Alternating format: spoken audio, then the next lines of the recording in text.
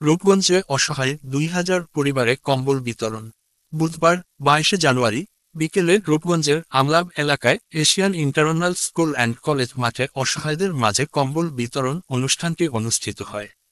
Golakandail union BNP সভাপতি আব্দুল আজিজ মাস্টারের সভাপতিত্বে অনুষ্ঠানের প্রধান অতিথি হিসেবে উপস্থিত ছিলেন বিএনপি নির্বাহী কমিটির সদস্য মুস্তাফিজুর রহমান ভূঁইয়া দীপু, গোলাকান্দাইল ইউপির সাবেক চেয়ারম্যান ও ইউনিয়ন বিএনপি সাধারণ সম্পাদক হাজী আব্দুল মতিনের সঞ্চালনায় অনুষ্ঠানে বক্তব্য রাখেন গোলাকান্দাইল ইউনিয়ন বিএনপি নেতা রজব আলী ফকির, রেজাউল করিম, গোলাম মোস্তফা, শাহিন মিয়া, নারায়ণগঞ্জ জেলা স্বেচ্ছাসেবক দলের সিনিয়র যুগ্ম আহ্বায়ক রফিকুল ইসলাম, ইউনিয়ন যুবদলের সভাপতি ইয়াছিন মিয়া, সাধারণ সম্পাদক ওমর হোসেন, তারা পৌর বিএনপির নেতা মনির হোসেন, জেলা ছাত্রদলের সাবেক সভাপতি নাহিদ হাসান, রূপগঞ্জ উপজেলা ছাত্রদলের সাধারণ সম্পাদক মাসুম বিল্লাহ সহ আরও অনেকে।